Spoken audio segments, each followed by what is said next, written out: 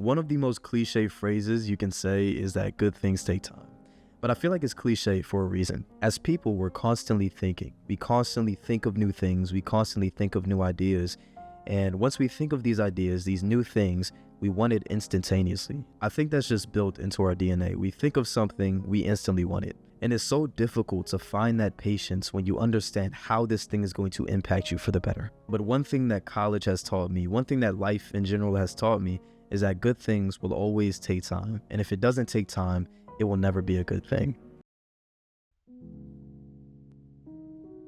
This video is going to be filled with my own personal experiences, so just stay prepared for that. But a few videos ago, I talked about how I just got out of a relationship, and it's only really been about a month or 2 months. I can't really remember, but it's somewhere around the 1 to 2 month range. And in that time, I feel like a sense of vulnerability brought me to constantly searching to fill that hole of not being in a relationship again. And before, I would like to say that I was comfortable alone, but I guess not. And I found myself meeting and talking to different people, and it just never really seemed to work out. But I feel like it's because I was trying to rush a lot of things. Good things take time, and I wanted to rebuild what I had, a good thing in the past, and rush it in about a week or two. And of course, there were some things that maybe God was protecting me from, or there were some things that just probably would have never worked out.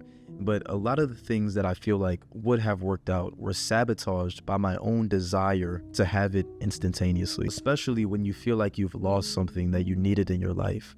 When you're trying to refine that thing, it's so difficult to have that patience because you know the good things that this thing can do for your life. I knew the good things that being in a relationship could help me with. Despite all the negatives about being in a relationship, I knew the ways that a relationship could benefit me.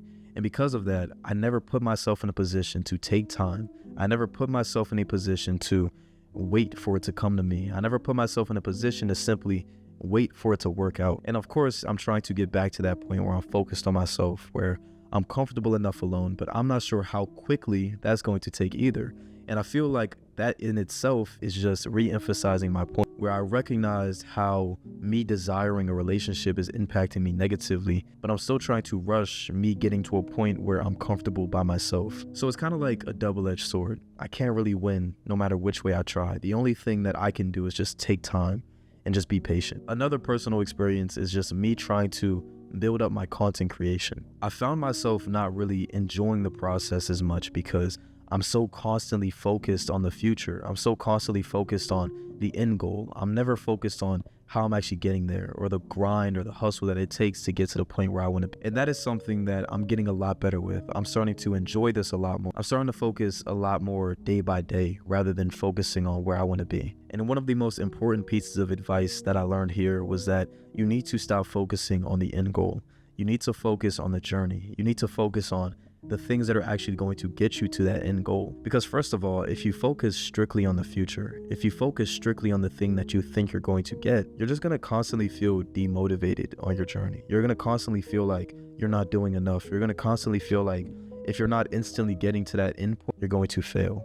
But that's just not the way that it's supposed to be. You're supposed to enjoy the journey. You're supposed to love the journey. And you're supposed to find joy in learning. One of the best strategies that I have to focus on my patience and focus on just prioritizing every second of the day is to force yourself to be patient. Like an example with me is about 2 years ago when I decided to get locks. I knew that my hair wasn't going to look as good as I wanted it to until about a year and a half in. But nonetheless, even though I was scared of that commitment, I did it anyway. But I forced myself to trust the process and trust the fact that I was going to get to the position that I wanted to be in, no matter how long it took. And eventually, after that patience, after waiting that year and a half, I cut the hair off. But I did get to a point where I loved what it looked like. And of course, that situation is going to look a lot different for a lot of people. But if it's one thing you can take out of that, is that you need to put yourself in a position where you're forced to be patient and eventually build that discipline of not needing to have things instantaneous. And whatever that looks like for you, then you need to do that.